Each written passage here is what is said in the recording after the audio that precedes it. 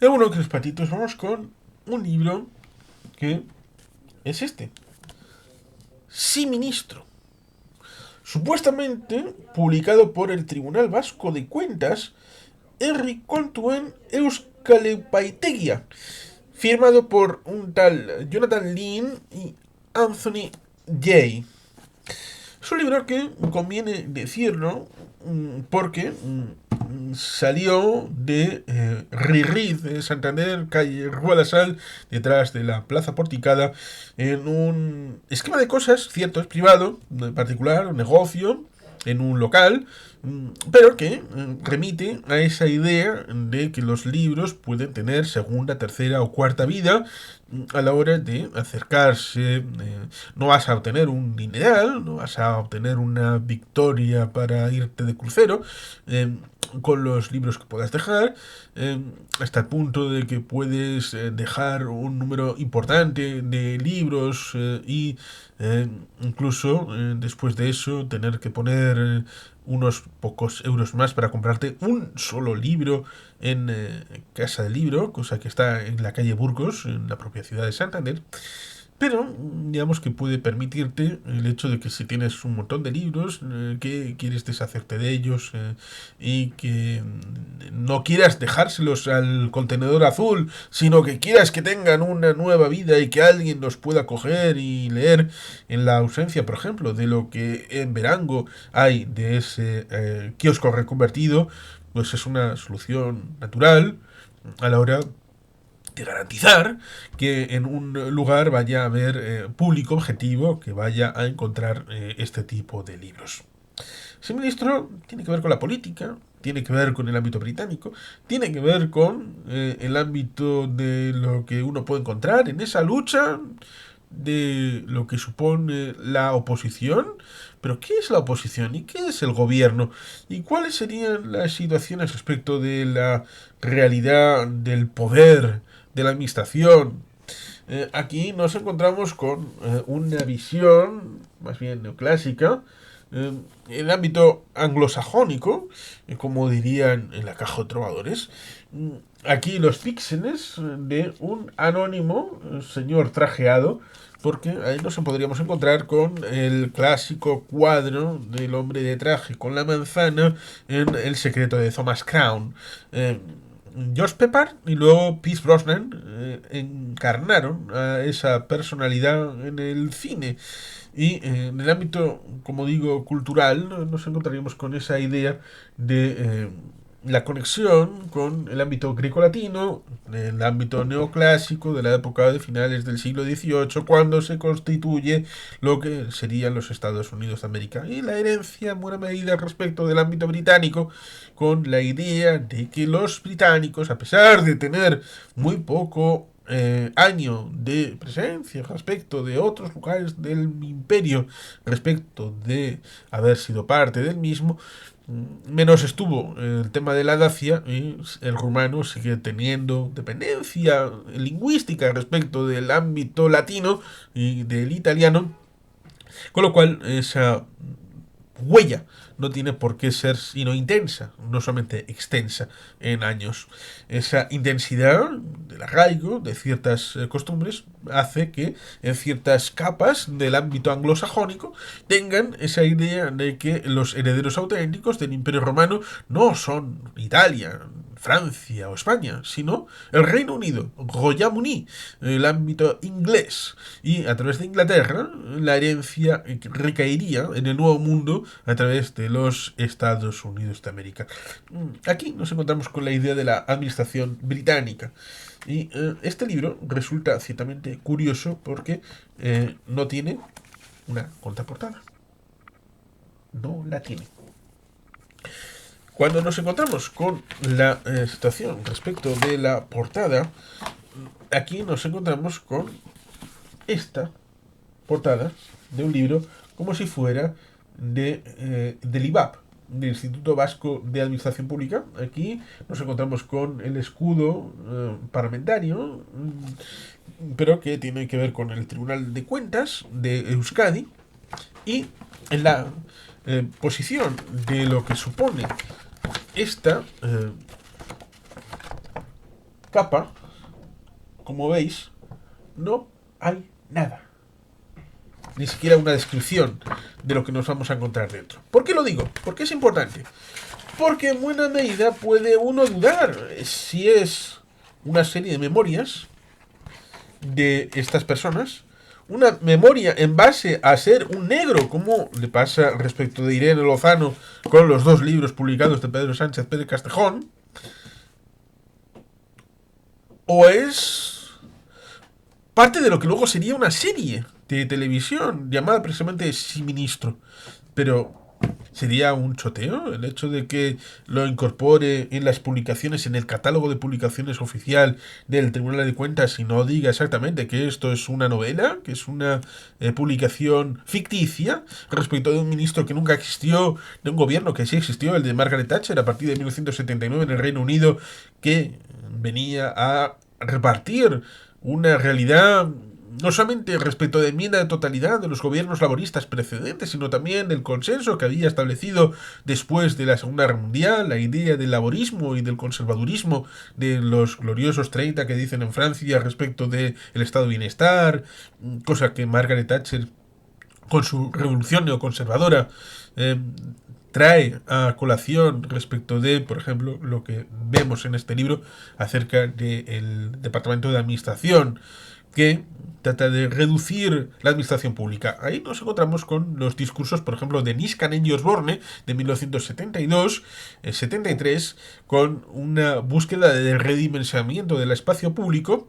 y que en cierta medida permea a toda la etapa, donde nos encontramos en 1979 a Margaret Thatcher, pero en 1980 nos encontramos con Ronald Reagan en Estados Unidos. Hay quien lo vincula con el tribote, con la situación de el Papa Juan Pablo II, Karol Wojtyla, electo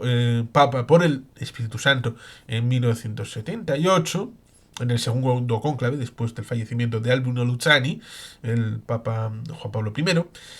y de otros que siguieron esa estela en la revolución neoconservadora de los años 80.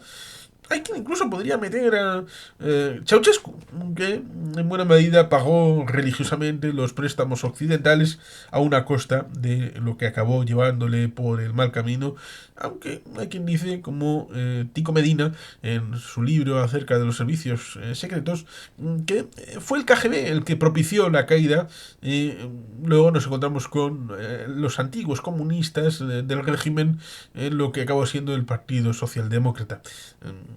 Pero bueno, eso sería una derivada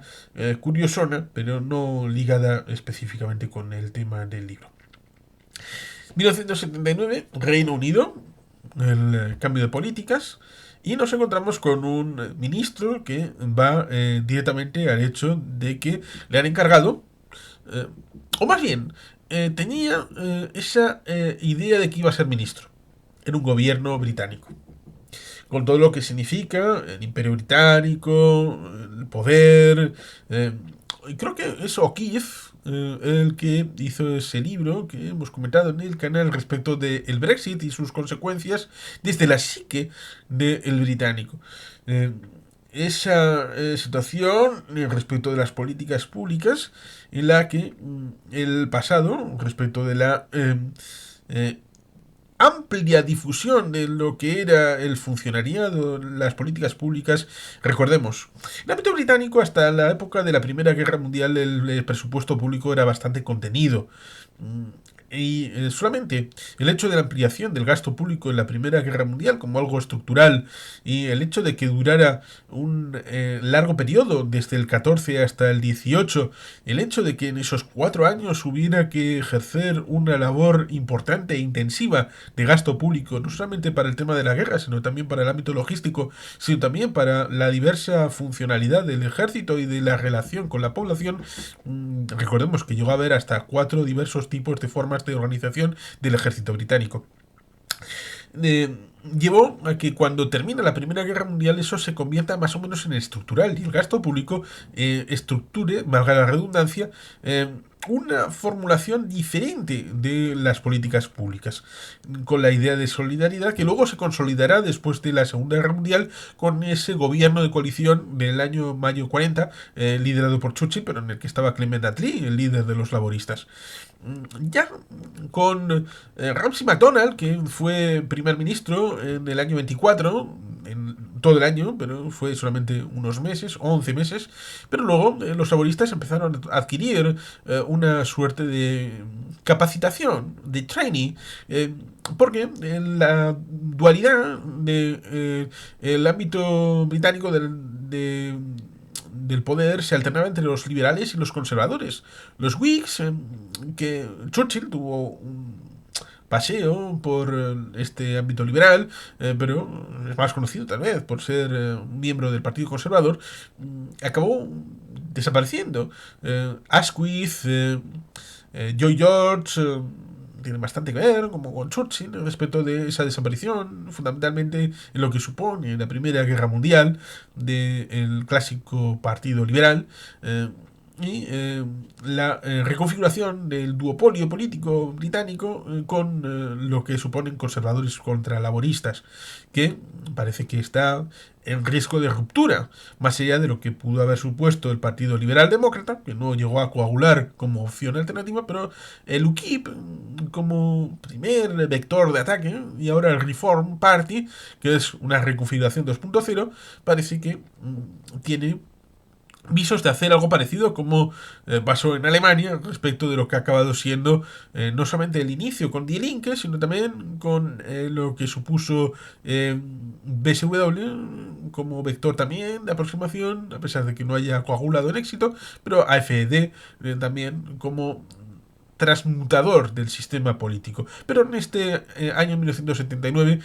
el esquema político era el mismo que, entre comillas, tradicionalmente desde hacía 60 años prácticamente, que era laborismo y conservadurismo. En ese esquema de cosas querían hacer algo disruptivo, algo diferente. Y eso diferente era adelgazar y reducir la administración pública, para que tuviera un esquema de cosas en donde los dineros pudieran ir desviados a otras cosas. Voy a mencionar el tema de Malvinas. Cuando se produce el tema de Malvinas, no haberse producido en ese momento, sino un poquito después, no mucho después, un poquito después. Por ejemplo, los Avro Vulcan no podrían haber sido requisados del despiece y devueltos a la operatividad. La Marina Británica estaba en un problema enorme porque estaba reduciéndose su peso. Sobre todo teniendo en cuenta que en virtud del pacto de la OTAN habían reducido su espacio al conjunto del noroeste. Y ahí, si John Hackett, que era el responsable, acabó haciendo aquel libro de la Tercera Guerra Mundial, como comentábamos en un conversatorio con Mariano de Miguel y David Díaz Cabo, tenían esa reconfiguración de tareas, habiendo perdido el imperio, en buena medida, con la finalización de la presencia en la India en 1947, y había lugares de paso que no necesitaban, solamente inducidos por el ámbito del imperio, como por ejemplo cierta isla a la salida del Golfo de Adén, y otros puntos importantes que no tenían sino la idea de ser un pozo de presupuesto, y esto evidentemente limitó la proyección de la Reina de las Mares, como era la Royal Navy, donde ya no era necesario. Por eso estaba en periodo de reconfiguración, y sin la Guerra de Malvinas en mayo del 82, tal vez la reconfiguración no hubiera derivado en esos submarinos y en esas nuevas unidades de superficie. Con lo cual, de haber sido un poquito después, la situación del ejército británico tal vez no hubiera sido la misma. Y la propia Margaret Thatcher estaba en dificultades, porque si bien es cierto que en 1979 votaron en contra del laborismo, que querían quitárselo del medio. Ahí estaban los ortodoxos Michael Foot y toda la caterva de herederos del laborismo, a pesar de que habían tenido presencia, personas aseadas, pero parece que la derivada en los años 70, sobre todo en el quinquenio del 74 al 79, inducido en parte por la crisis del petróleo, pero también con otras vicisitudes propias del país, llevaron a una situación irrespirable Al final, ya sea por el tema de Irlanda, ya sea por el tema de los sindicatos, ya sea por el tema ideológico, ya sea por el clima de la Guerra Fría, ya sea por un montón de elementos, la hija del tendero, Margaret Thatcher, acabó como primera ministra conservadora. Pero las decisiones no fueron muy populares. Hasta el punto de que nos encontramos con un Alan Moore en 1981 haciendo V de Vendetta, un cómic anarquista, una novela gráfica, perdón, novela gráfica anarquista completamente para tratar de derribar el régimen de Margaret Thatcher. Nos encontramos con una situación donde la realidad del país está tan convulsa que se decía que iba a perder el poder, iba a ser una primera ministra fugaz, Margaret la Breve, tal vez. Pero hay ese elemento como es la coagulación de intereses patrióticos con un Videla que se jugaba la supervivencia del régimen militar, tratando de, en última instancia, de tratar de unir a un país bajo una tiranía que había sufrido lo que suponía el déficit de productos suntuarios sobre todo, como era el tema del embargo y el bloqueo, cosa que esas penalizaciones fueron reales durante un tiempo en donde tenían que consumir los productos de industrialización por sustitución de importaciones, es decir, los productos marca hacendado, por decirlo de alguna manera, porque los precios eran los que eran y la inducción a la ausencia de esos productos hacía que no pudieran incluirse los venidos de París, de Londres, ya sea en mecanismos de belleza o en coches o en algunos otros elementos, como digo, suntuarios, que supusieron una merma del nivel de vida, cosa que afectó bastante a cierta población que se fue retirando poco a poco de el apoyo efectivo a la dictadura, que estaba en mínimos a finales del 81, comienzos del 82, que vio su última bala precisamente en Malvinas, con lo cual fue algo que era desesperado para Videla y que le vino bien a Margaret Thatcher porque resucitó su popularidad y las elecciones fueron en el 83, justamente cuando estaba todavía en el aire esa victoria, no solamente con respecto de lo que supuso el ámbito de lo que supone el Malvinas, sino también la actuación decisiva contra los sindicatos, las trade unions en el ámbito de la minería. También sacándose de la manga algo llamado IPCC respecto de la colusión del carbón con el cambio climático, que tiene bastante que ver con esta Margaret Thatcher a la hora del cambio climático antropogénico y la importancia que pueda tener para establecer la idea de que la mina de carbón es algo contaminante y muy contaminante, lo cual no quiere decir que no sea verdad, pero que tiene ese trasfondo en donde el interés político impulsó en ese comienzo de los años 80 lo que acabó siendo una victoria en el año 83, que por eso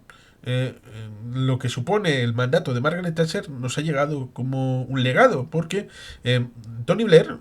las bases fundamentales del thatcherismo no las quitó del medio, a pesar de un reinado tan longevo como 10 años, como fue de 1997 al 2007. No tan largo como Margaret Thatcher, que tuvo 11 hasta 1990, pero sí un marcado liderazgo que en cierta medida tuvo impacto y eco. El libro, como trataba de decir, ¿es fantasía o es real? Yo creo que es fantasía, sobre todo porque se basa esta situación o la serie luego fue novelizada, sea el vector que sea primero el documento literario, sea primero el documento serie para la producción británica, nos encontramos con ese trasfondo en el que dice que la oposición no es el Partido Laborista. La oposición es el sistema administrativo, cosa que Aitor Esteban y el Grupo Vasco lo saben perfectamente, de esa aristocracia burocrática en el Madrid político que ha ido generación en generación convirtiéndose en aristocracia y la quema de la funcionalidad, los funcionarios top que hacen y manejan sin el escrutinio público de lo que supone la política pública de los ministerios y de lo que es la transformación de la administración pública. Cosa que evidentemente el público no tiene por qué saberlo, y mucho menos en el comienzo de los años 80,